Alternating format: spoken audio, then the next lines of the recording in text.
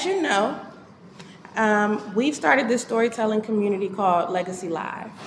And the reason we launched this storytelling series is because we really wanted to amplify the real stories of Greater Cleveland residents, specifically Black residents. There are numerous initiatives that require quote unquote resident voice, but sometimes those stories are edited for content purposes to fit the needs of whoever is seeking them. Okay. And Legacy Live is a place where we tell our stories without filters and without any editing. You sure? Oh, I'm sure. Yes, but everything has a boundary, Randy. And so far we've had different themes for all of our conversations. We talked about motherhood. We've talked about successful youth development and Black educators. But instead of doing short storytelling sets tonight, I wanted to do a one-on-one conversation. And there was someone on my mind that I thought if I had the opportunity to have a 30-minute conversation with someone without any interruptions, who do I want to talk to?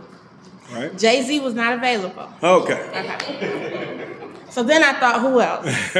But no, honestly, Randy, you know personally that you are one of my favorite people here in Cleveland. You're one of my favorite change makers. You're not just a talker, you're a doer. And we have a lot of similar passions.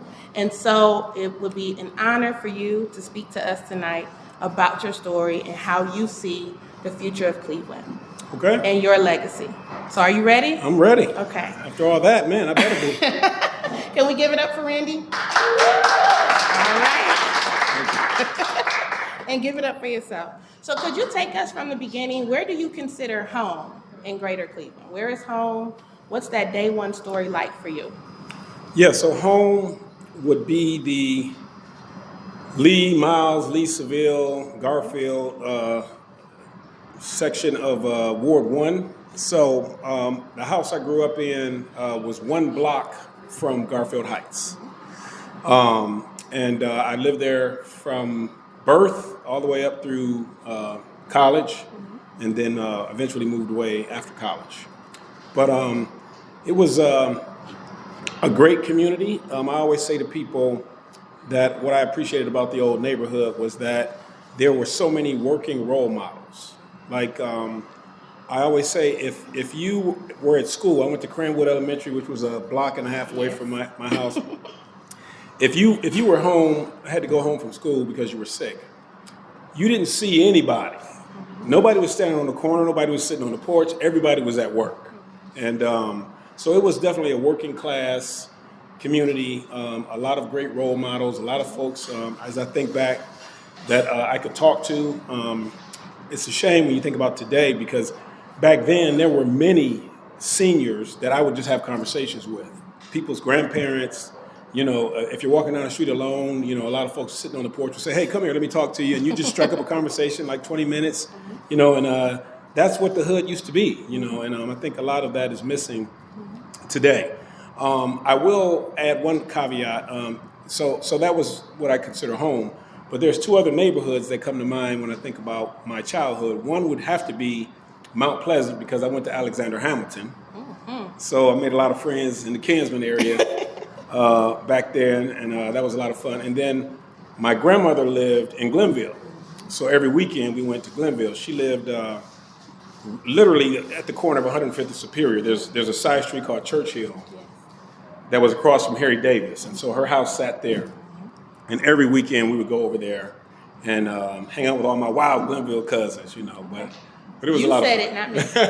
That's right. They know they're wild. So where was high school? John F. Kennedy, Fighting Eagles. Mighty Fighting Eagle? Yes. How was that like? You know, I've seen yearbooks about JFK in that era. What was that like? Well, I'm dating myself, but my first year of high school was the first year of busing. So think about that. Yeah.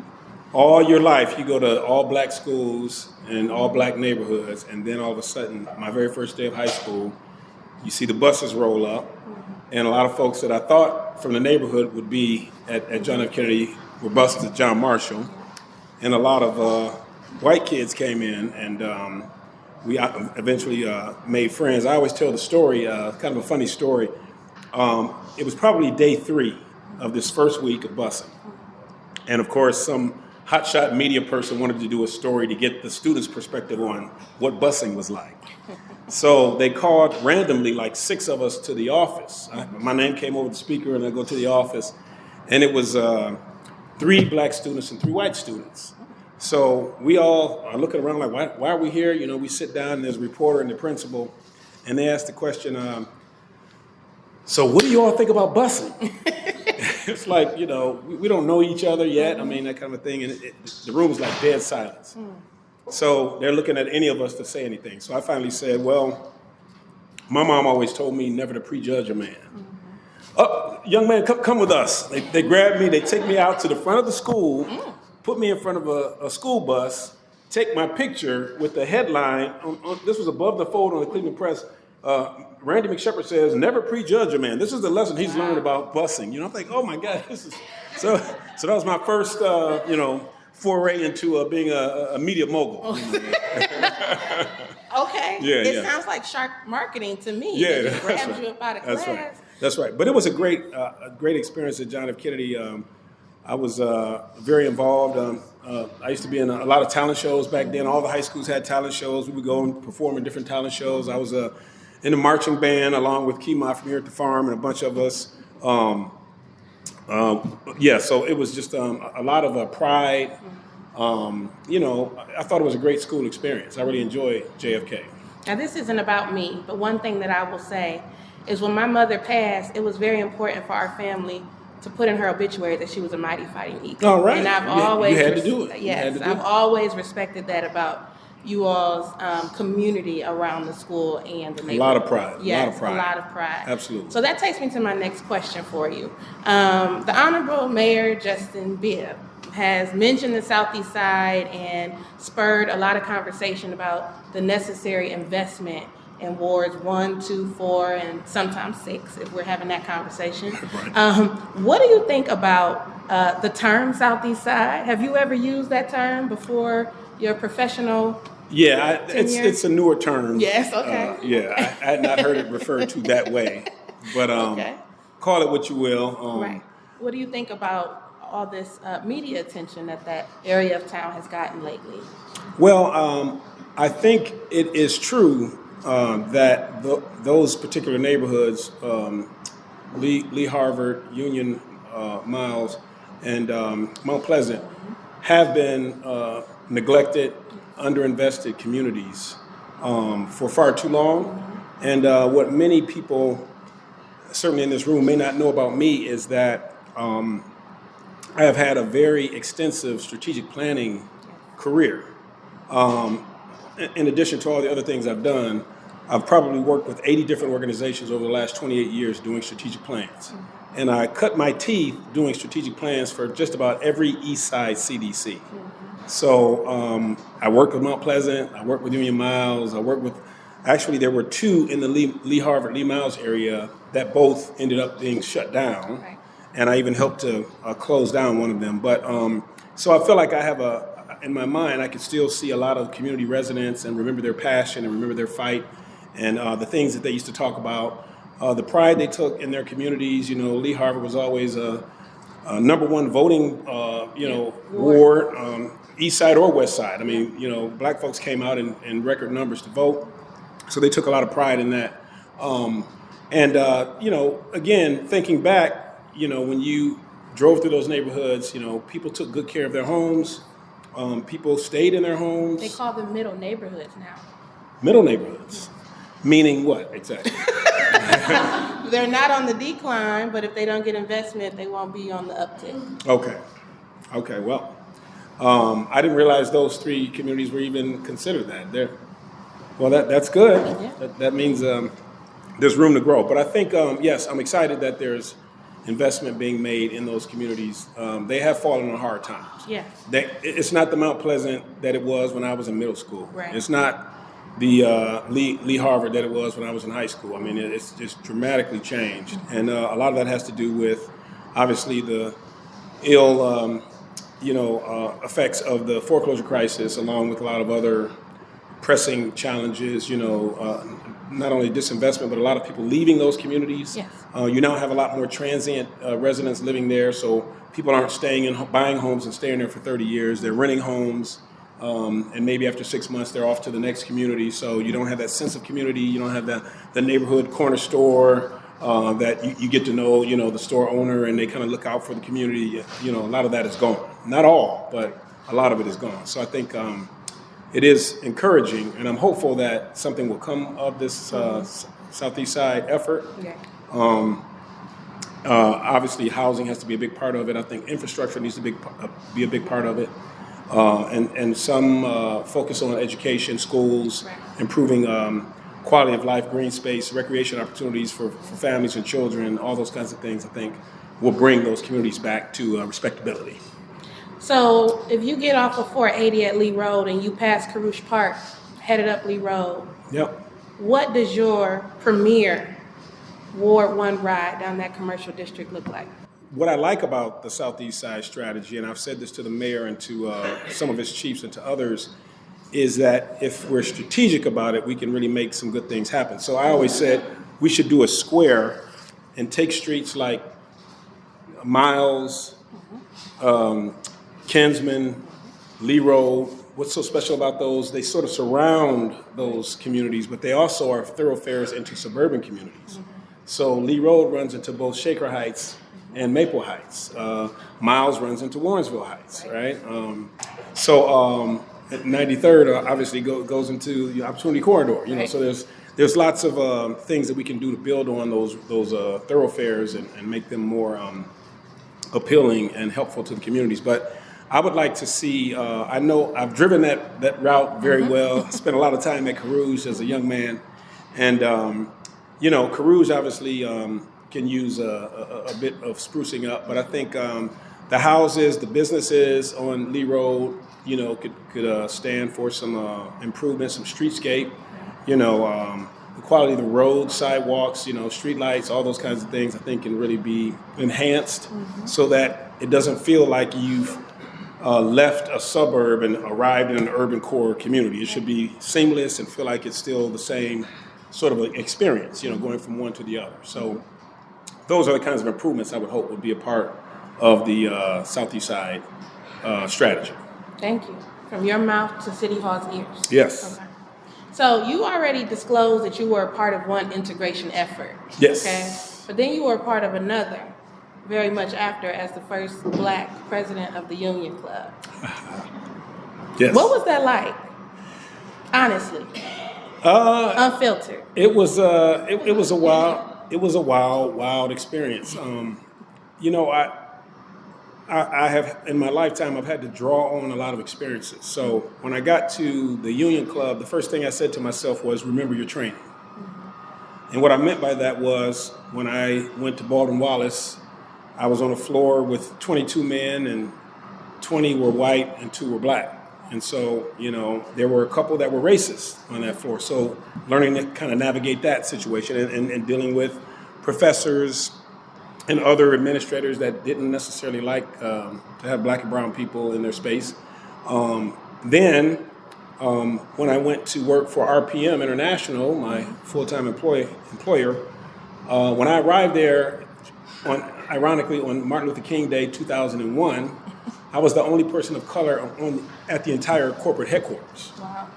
So, again, learning to navigate and how do you show up and how do you represent in a way that will ensure that they continue to bring people that look like me back for other opportunities. So I was kind of thinking about, you've seen this movie before, don't overthink it. But the other thing was it was almost a personal mission for me. And here's what I mean. The first night I was there, when I was inducted, I told the story that my stepfather, when I was probably 10, 11 years old, worked at LTV Steel and worked on the weekends at the Union Club. So he would take me down there to sit in the parking lot in the office when I was like 10 or 11 years old. And there was a white businessman that came out one day and he said, "Oh, who's this little guy?" And he goes, "Oh, that's my son." And he shook my hand, and he said, "Oh, no, you have to have a much firmer handshake in business, young man." So he came back the next weekend, and you remember the little gadget that you would use to kind of strengthen your hand, So he gifted that to me. Oh, wow. And so I said that night that that Union Club member in the sky, you probably couldn't believe that this little kid that he met in the parking office was now the president of the club. So he gave but a even hand. that he gave a yeah, that's right. But even more personal than that, the reason I ultimately said yes to becoming president of the Union Club is because my mother's baby brother worked there for 43 years. Wow. And he was still working there when I took the assignment. Wow. And I did it really for him. I said, I don't know what he's seen over the years. I can only imagine, things that have been said to him, the way that he might have been treated, by different people. But I know he never dreamed that he would have a family member that would be a member of the club, let alone the president of the club. So he would just be beaming with pride every time I saw him, And when my term ended, he retired, and we kind of walked until the sunset together. Where's the camera? That is beautiful. Yeah, it was a beautiful story. Yeah. But to get more unfiltered, I'll tell you a story. Going back to the first night I was, introduced, if you will, as the president. I had a lot of people talking to me that night, and this one gentleman said, older white gentleman walked up to me and said, "Hey, I got to tell you the story." And he kind of pulls me aside, and he said, "Excuse me, I want to tell you a story about my first experience with the Union Club." And I said, "Okay." And he said he was a young partner at his law firm, and an elder partner decided to take him out to lunch to get to know him, and they went to the Union Club. So he said when they walked in, they were greeted by an African-American server who asked them, took them to their seat and sat them down and asked, "Would you like anything to drink?" And one ordered an Arnold Palmer, another ordered a Coke. And as the waiter walked away, this senior gentleman said, "This place is going to hell in a handbasket." The young man said, "I don't understand." He was very polite. He sat us. He asked us what we wanted to drink. He said, "That's right. He asked us what we wanted to drink. He's supposed to remember what we drink." And he said, "You know what I attribute this to? The civil rights movement. Because before that, all the smart ones wanted to aspire to work here and serve us. After the civil rights movement, they wanted to become doctors and engineers and lawyers." And I'm like, oh my God, like, what have I gotten myself into? But I'm like, if there's ever a message to give to young people, like, this is how many people, look at our community, and we have to show up and show that that's not the case, that we don't aspire to serve anybody. We aspire to be great in whatever field we choose. So I knew at that point it was going to be an interesting ride. I always talk about the fact that for probably the first 6 months, so many people wrote me letters, sent me emails, would stop me on the street. Everyone wanted to tell me their Union Club story. Women about how they felt disrespected. Jewish people were not allowed. Irish people were not allowed. Certainly Hispanic and blacks were not allowed. People talked about, feeling threatened by not having any people of color in all the paintings and pictures and such. And so I knew, like, wow, this is really, just unleashing a lot of demons for people, and people, I think, felt better being able to talk to someone that they knew would understand. Right. But I did go in pretty radical. It's an interesting perspective when you have to call a very wealthy person and tell them they're being suspended for not paying their dues. That had never happened before. People would say, "Oh, well, you never would call Mr. So-and-so because, they're powerful." And I would say, "Well, I'm the president of the club." So, and I would make those calls. Right. And having to expel a couple of folks for various reasons, So, people would kind of look at you like, who does this guy think he is, But through it all, we persevered.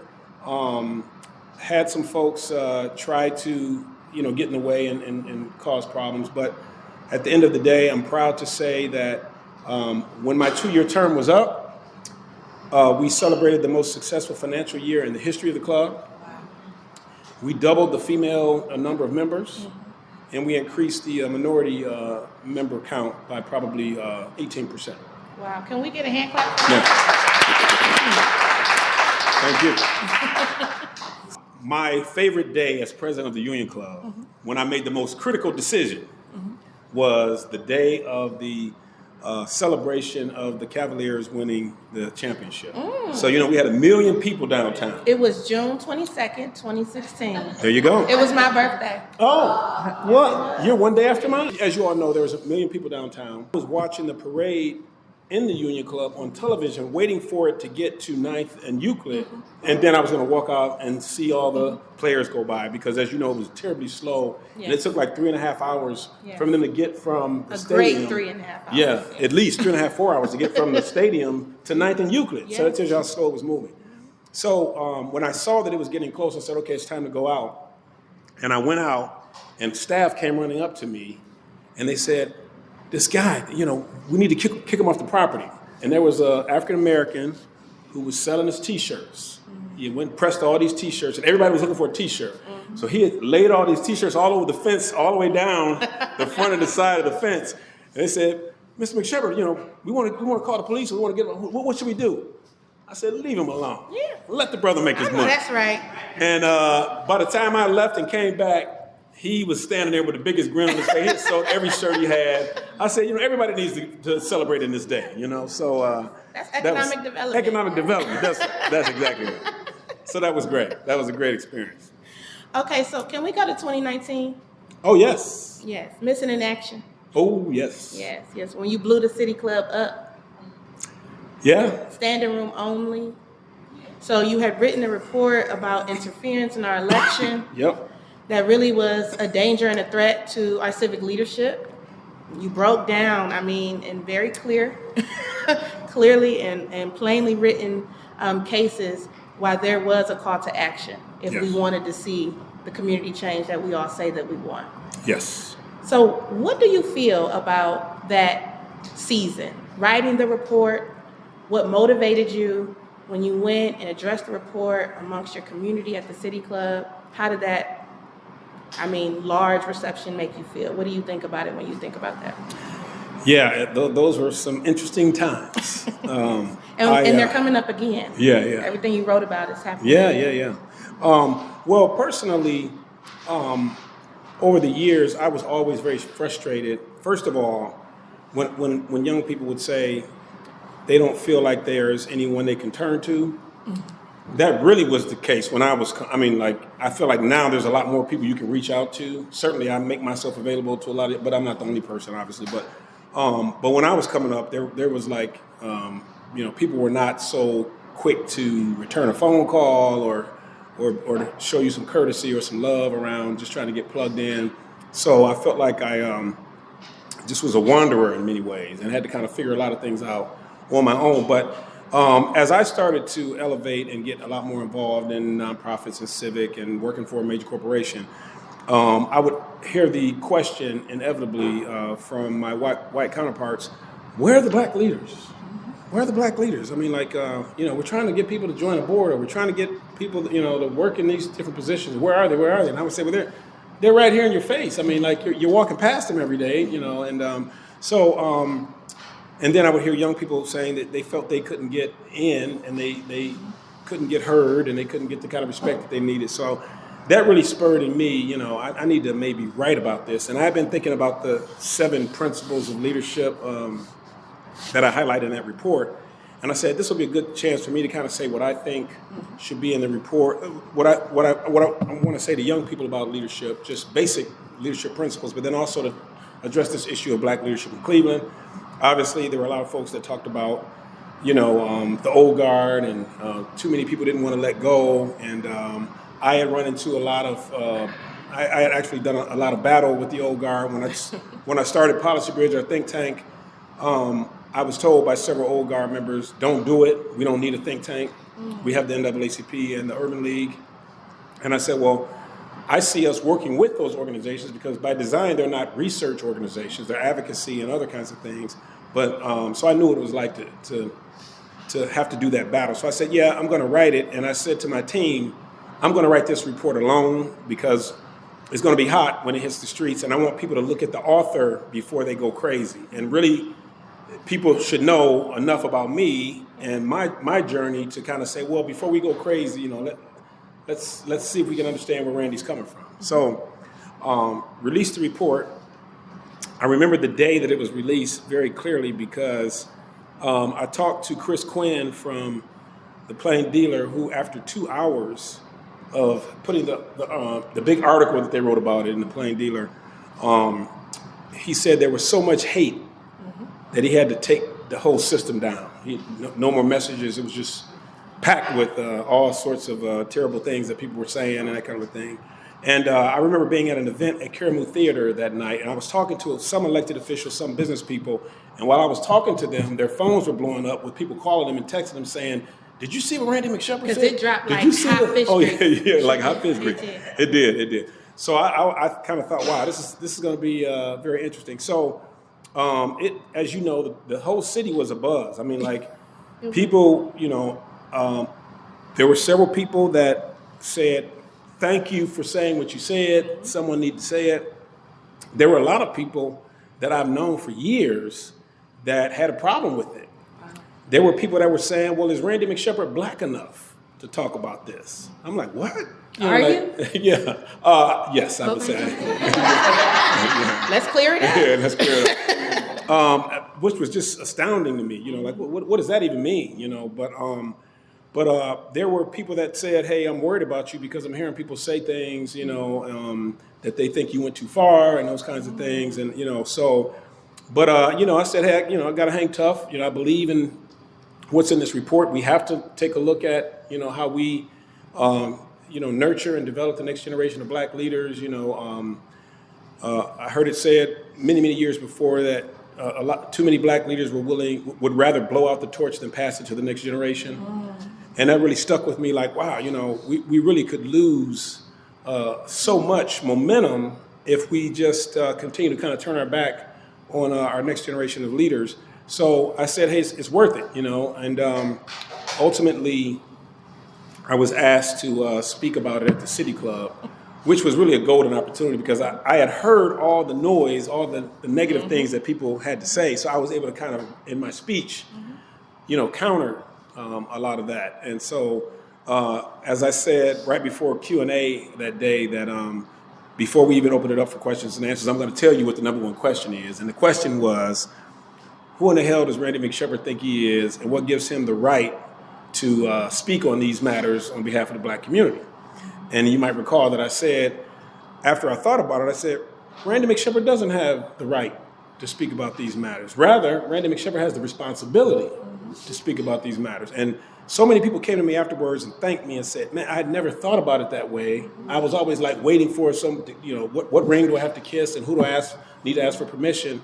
But putting it that way, I think it made people understand we all have a responsibility. Yes. We should be lifting up community and lifting up each other and speaking truth to power and challenging, systems and structures and all those kinds of things. And if I did it in a report, there's lots of other ways that other people do it every day, including people in this room, So that was, for me, it was after that speech, I had several people that were pretty much upset about it call me to say, I now understand, and I support, your report and what you're trying to do and that kind of a thing.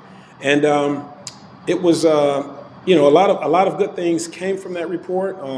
I was on Sound of Ideas twice. I spoke at the Urban League annual meeting. I spoke for a National Action Network conference. I did a salon with the Gun Foundation with probably 30 young leaders. Okay. I had one-on-one meetings with probably 25 young leaders. But two big things happened in addition to all of that. One is there is a program at CASE right now called the Executive Leadership Development Experience, which is a 5-month training program designed to help African Americans reach the C-suite in both nonprofit and for-profit organizations. And I received a phone call from Dr. Melvin Smith, who runs the Executive Education School at Weatherhead, who said, when your report came out, we sat down as a faculty and said, what are we doing about this issue of black leadership? And they started dreaming about what they might do, and they reached a point where they wanted to try this program, and they asked me to come in and meet with them and work with them because they said, not only are you the author of this report, but you're an African American in the C-suite, so you can really help us. And I not only did I help them shape the program, but help them raise money for the program. And last year, they had 21 people go through and complete the program, African American, black and brown. Mm-hmm. And at graduation, CASE Western Reserve announced that anyone participating in that program gets 50% off any education program. Wow. So they have one graduate that started a PhD program, two that started an MBA program, and two that started a certificate program at Case. And the second cohort is about to start next month. And I was able to get my company, RPM, to be the first corporate sponsor because they couldn't get other corporate sponsors, and that led to other corporate sponsors. And this year, they're expecting even a much larger class. So Melvin Smith said at the opening ceremony and at the graduation, we would not have done this had it not been for Randy McShepard and the Missing in Action report. So I'm going to take him for his word, you know. Yeah. Second, Can we get a hand clap? Secondly, yeah. That's the power. That's the power, yeah, of sticking your neck out, you know. But in addition, all of you know Leadership Cleveland. They have what they call LC2, which is like an alumni program for Leadership Cleveland. And they asked me to meet with them because they wanted to try to figure out what Leadership Cleveland could do to address the same issue. And then COVID hit, and they kind of went radio silent for a year or two, came back around, and last fall, they launched something called the Cleveland Champions Program, which is pairing established African-American leaders with emerging African-American leaders. And there's I think maybe 36 in the class or the group, the cohort, and it's like a 4 or 5 month program.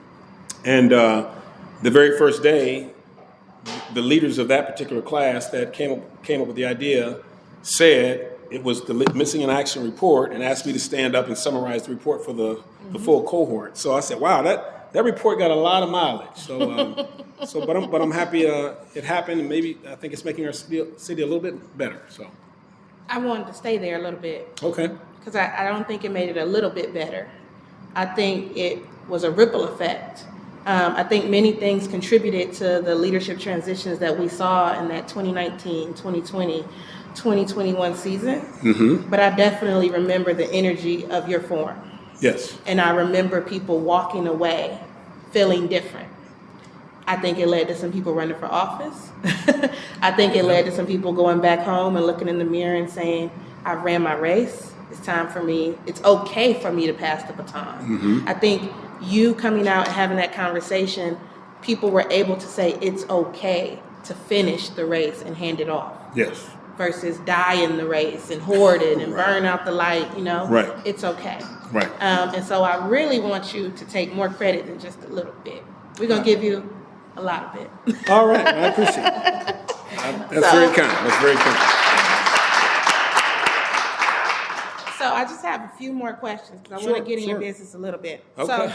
So, I'm really passionate about philanthropy. Yes. Yes, and philanthropy was the motivation for me to call Randy McShepard and say, I am that emerging leader that doesn't feel heard, and what do I do? Yep. And you've given through your leadership role at RPM and also your volunteerism on most of the boards and your civic opportunities. I think you've breathed a level of, I want to say, real life, real lived experience and humility into the boardrooms. Thank you. But philanthropy is one of our biggest economies in Cleveland.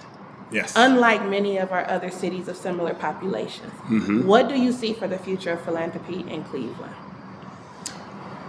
Well, I'm very excited about the future of philanthropy just because I think we have community leaders that are ready and willing to hold them accountable. Mm-hmm. Ebony Hood. We have new leadership at the foundations that are a lot more open to hearing perspectives of people of color. I mean, think about it, 3 or 4 years ago, there was no such thing as a Black Futures Fund. There will soon be a Hispanic Latino Fund at the Cleveland Foundation.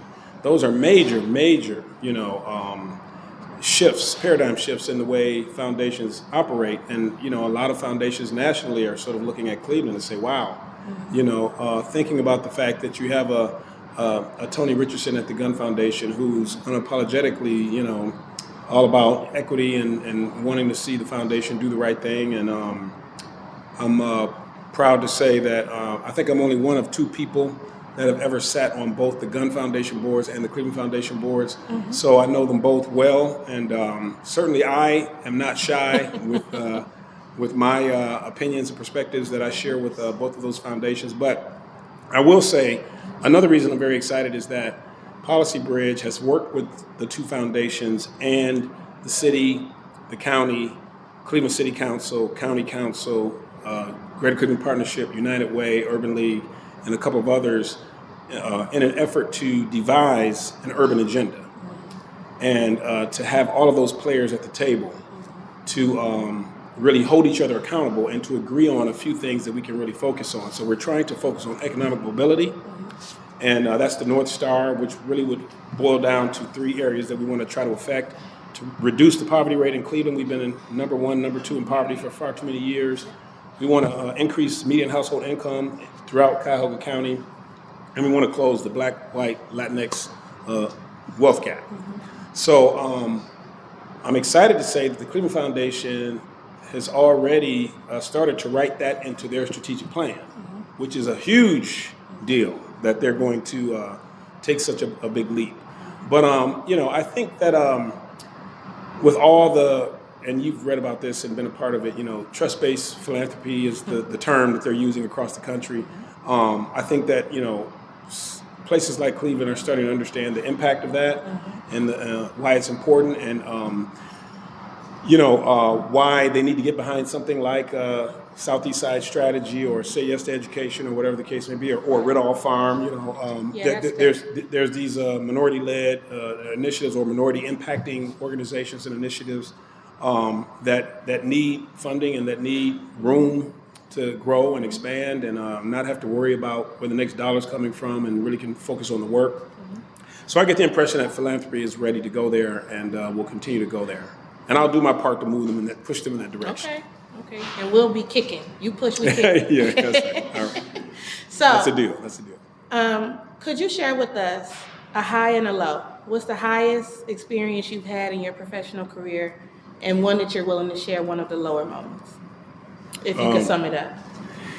Yeah. Well, a high in my life in general was meeting and marrying the love of my life, Gail McShepard. Excellent answer. Yeah.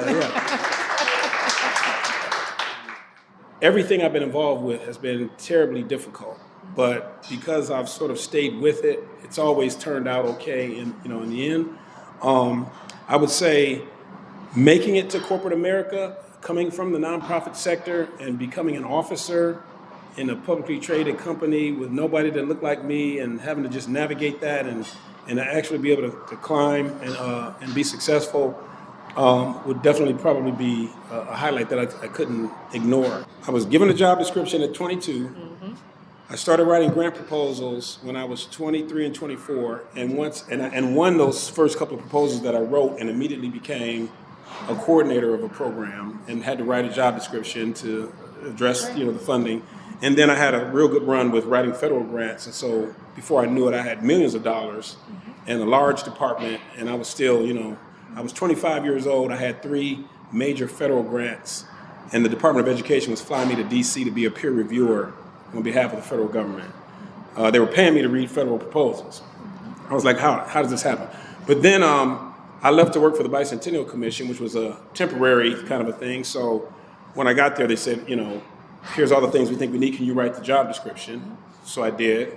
And then City Year, where I went after that, begged me to come and work for them, and they said, whatever you want to do, write your job description. I wrote beg. the job description. Y'all heard that? They begged me. They did. But then I went to RPM, and it was a brand new position and a brand new department that I was asked to create. So the CEO said, can you write the job description? And then in 2018, when I became the chief talent officer, the other CEO, my current CEO, said, would you write the job description? So every job since I was 22, I've written, job descriptions. So that's really that's like what we call a flex. Yeah. So that I would say, lots of challenges. One of the biggest challenges where I really asked myself, what have I got myself into, was being on the executive committee for Cuyahoga County government reform. That will make you question. Oh yeah, and there were some lows. There were I was on the executive committee with very, very powerful people, company CEOs, mayors, presidents of different entities, and there were several instances where I was the only person that voted opposite the rest of them. Wow. Very difficult conversations.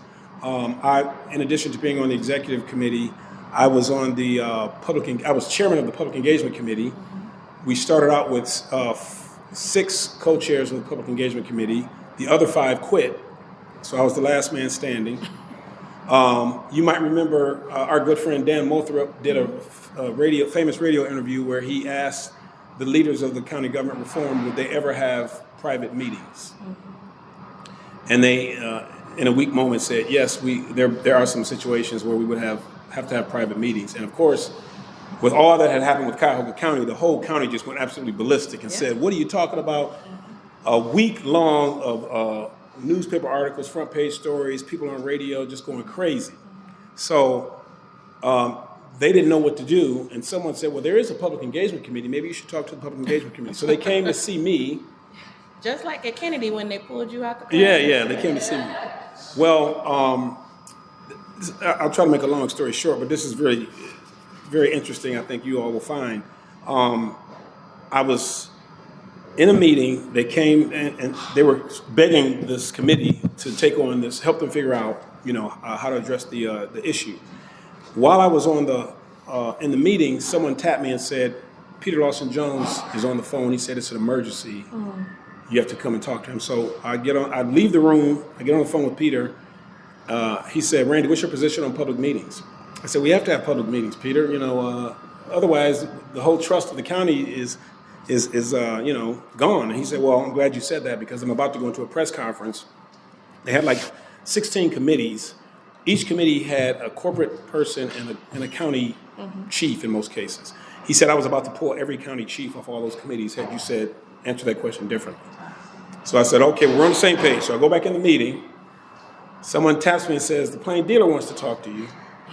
I go back out the room and they said, what's your position on public meetings? I said, we have to have public meetings. I mean, and so they said, well, you know what other people on the executive committee said on the radio? And I said, yeah, and I don't agree with them. And they said, well, how can you be on a committee and have such a different perspective? I said, well, every healthy organization has different perspectives. I don't agree with what they said. We have to have public meetings. So I said, I'll tell you how committed we were to public meetings.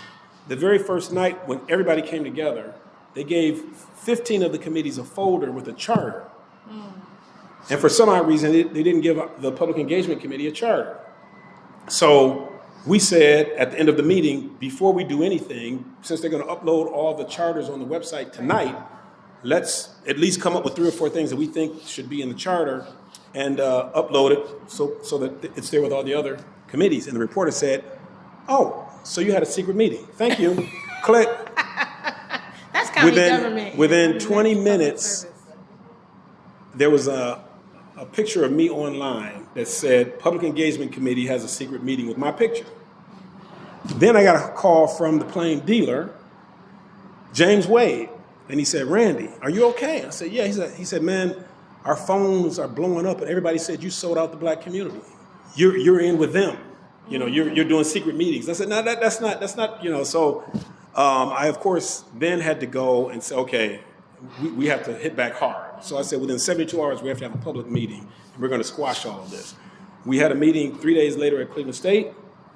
I walk into television cameras, radio, microphones, everything, stood up there and gave a 20-minute presentation, and then I said, for the next 3 hours, we want to hear from you, the public. So whatever you got to say it. And people were shocked and ended up saying this was the most civil meeting I've ever been to. I came in here mad as hell, but this was really a civil meeting. The next day, I mandated to all the committees that every meeting had to be public. All the business community said, Randy messed this whole thing up for us. We never signed up for public meetings. And now Randy McShepard put us in this position. And I said, well, when they went on the radio and said that we were going to have secret meetings, you left me no choice. So all these business leaders were angry with me, right? I, along with the full executive committee, along with the mayor and a couple of other elected officials, were all named in a Supreme Court lawsuit from the ACLU. What were they suing us for? Not having public meetings. So the attorneys ultimately said, wait a minute, Randy and the Public Engagement Committee wrote bylaws saying that all meetings had to be public. So that ended up being the saving grace with the lawsuit with the ACLU. So it was just like a crazy, you can imagine, dealing with that stuff. That's a documentary within itself, yeah, it is right a documentary. there. Yeah. So that was, you really find yourself alone trying to figure it out and trying to sort it out and knowing that everybody's mad and it's not because of what you've done, but as I always say, no good deed goes unpunished. But what I heard in there? You showed the power of public comment. Oh yeah. Absolutely. Yeah. And to that point, when we started having public meetings, we had about 38 public meetings because Cuyahoga County, of course, has 59 municipalities. So we're trying to get to all the counties. And there were like 7 or 8 people that would come to every single meeting. I don't care if we were in Bay Village, Beechwood, downtown Cleveland, West Side. These same people would come to every meeting. And one meeting, I kind of said, that's it. I said, I'm not a public official. I'm a volunteer. You all have come to all these meetings and done nothing but gripe and complain. I said, if you look around the table, there's empty seats. If you want to be a part of the solution, join the committee. And they all got up one by one and sat at the table. And for the rest of the term, the 6 months, those were the hardest working people on the committee by far. And anybody that would challenge the process, I didn't have to say anything. They were all over. Oh, no. We got, And they had abilities. One was a great writer. He would do writing. Another one would videotape every meeting. Another one would do advocacy work. Another one would liaison with the county officials. I mean, it was wonderful. But to your point, giving people an opportunity to actually be heard and do work makes all the difference. So we are here at a very specific place, at a very important place. Despite all odds. Could you tell us the story, the abridged version of Randell, and what it means to you, and what it means to Cleveland? Well, I must put in a commercial to say February 1st at the City Club, there will be a documentary screening on Randell. We have a film that was produced by a group out of Seattle, Washington called Thriving Communities. And it is a wonderful story about the 3 co-founders, Kima Durden, myself, and Damien Forche, and all the partners and players that have kind of made this happen. But it really is nothing short of a miracle. I mean, we came here looking to try our hand at urban farming. It was 1.3 acres. The area was known as a notorious illegal dumping site. That's based on the fact that 29 homes were burned down in 1979. An arsonist set a fire on these 3 streets, 81st through 83rd. Today, there's 0 homes on 83rd Street. There's 2 homes on 82nd Street, one of which we recently bought and rehabbed. And there's maybe 6 homes on 81st Street, the street that we're on right now. So it was very easy for folks to come and dump and burned out cars, refrigerators, dead bodies, washers and dryers. It was all down here. And notwithstanding that, we said, we think this can be a great location. There's a playground next door. We had big plans and just started chipping away at it. And lo and behold, 13 years later, we went from 1.3 acres to 18 acres that we control. And we have, 6 hoop houses, 2 greenhouses. We're sitting in a community kitchen and restaurant and a special event center that is getting lots and lots of use that we're excited about. We have a tree nursery here. We're part of the Cleveland Tree Coalition, so we have thousands of trees that we will raise and continue to raise here. We have a fish farm next door that has about 60,000, 70,000 tilapia fish that we're selling in local restaurants and grocers. We purchased a farmer's market in Maple Heights in March. The Farmer Jones Market. The best greens in Cleveland if you need them. Best watermelon in Cleveland as well. So come and get it. And through it all, we've created about 16 jobs. Lots of national attention. We are also the host site of the Fresh Fest event every year. Last summer we had over 9,000 people come to this one spot for, yes, thank you. all day entertainment, beautiful people, vendors selling everything, all sorts of great food. Obviously, this place sells a lot of fish and fresh food, and we just couldn't be more proud of it. It's all about, in our mind, addressing environmental justice issues, food apartheid issues. There's probably one healthy food access point for every 15, 16 fast food restaurants in the area. We know this community in particular is dealing with higher incidences of cancer, diabetes, heart disease. So teaching people how to eat healthy really goes a long way. We teach cooking classes, we teach nutrition classes. We even have recipe cards and samplings at our Farmer Jones Market. So anything we can do to get people thinking differently about how they eat. And obviously the food that we serve here is nothing meat related. The closest we come is to the fish. Mm-hmm. But outside of that, we typically serve things like greens and the things that you've enjoyed tonight, fried green tomatoes and, meatless, wings, barbecue wings and things like that. And it's been a big hit. We have 5,000 to 6,000 school children come and tour our facility every year. The interesting thing about that is the first 2 years we only had private schools, Hathaway Brown, Hawken, US. They couldn't get down here enough. And Tim Tramble, former head of Burton Bell Carr, who graduated from East High School, and I graduated from John F. Kennedy, we went to the Cleveland schools and said, wait a minute, if this is good enough for Hawken and UH and Hathaway Brown, you might consider a partnership, for the Cleveland schools. And that's kind of how we got the Cleveland schools to start to take advantage of what we're doing here. So it's just a great story. I think we have employees right now in Belize. Kima's son is in Belize we're doing training in Belize. We have a farm there, connections in Israel and Ghana. So we're just an international, enterprise. And not just. Yeah. just an international enterprise, but it really is, I think, a good example of the power of an idea and the power of tenacity. Mm-hmm. Because you'll see in the film, it has not been easy. Kima doesn't sleep very much. I don't sleep very much. A lot of folks work extremely hard at this farm. I see Lori and Monet, and these are the folks that keep it together. Uncle Walt over there in the corner. These are the folks that really make the place go, and we're proud that through thick and thin we've hung in there and created this wonderful space. And it's made a difference, and we think there's a lot more work for us to do. So, yes. Very proud of it. Thank you for asking. So tell us again, the film premieres? The film premieres February 1st, 11:30 at the City Club. It's a phenomenal film. It's a very powerful film. That's all I can tell you. You don't want to miss it. Please come and join us. It's a 36-minute film, followed by a Q&A, a panel actually. And we'll start with a panel with Kima, myself, and the filmmaker. And then we'll close it out, the final 15 minutes, with Q&A with the audience. So you don't want to miss it. Yeah. Thank you. Very powerful, very powerful. So my last question is more a statement plus a question. Is okay. that okay? That's fine.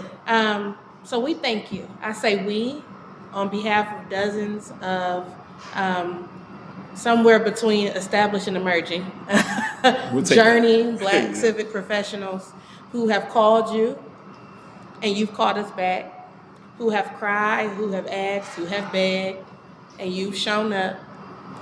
We thank you. You're welcome. You are welcome. I think sometimes you don't take enough credit for being one of the people that actually do answer the phone, listen, and then actually respond with action.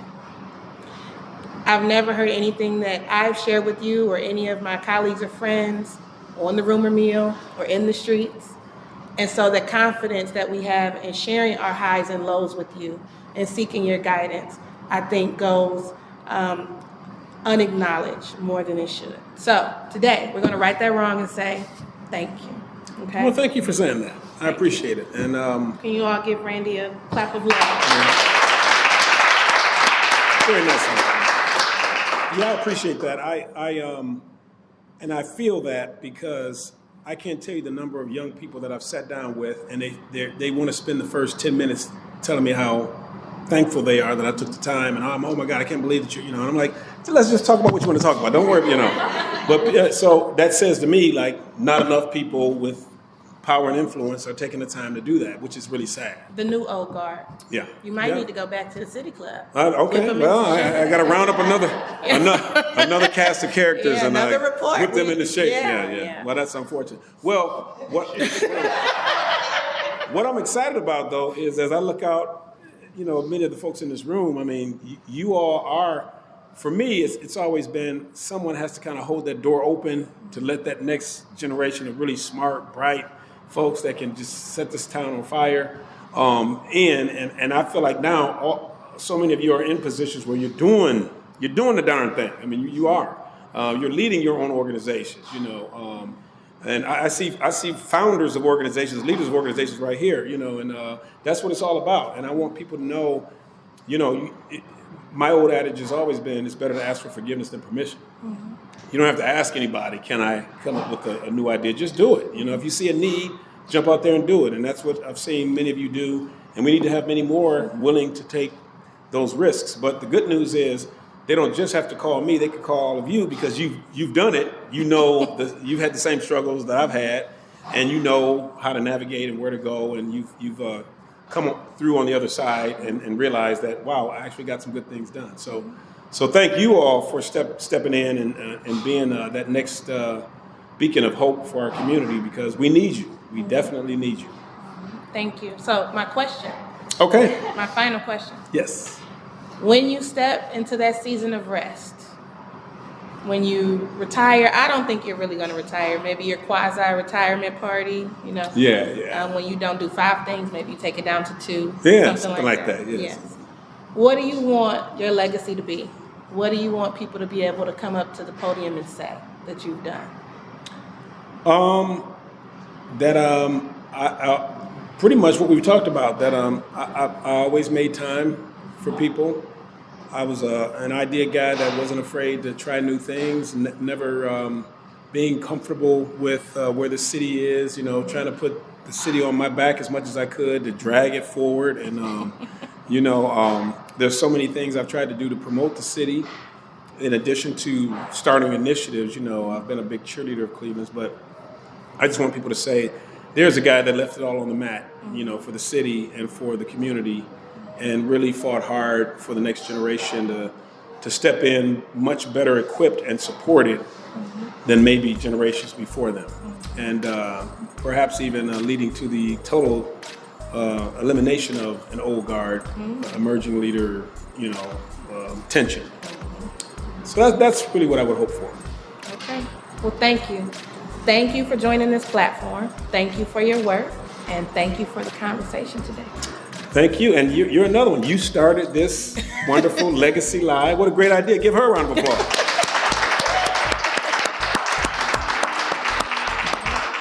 Capturing oral history of so many wonderful people in our city, that's a big deal. So thank you for that. Yeah. Now we got to re-end it because you tried to end it. But thank you all so much.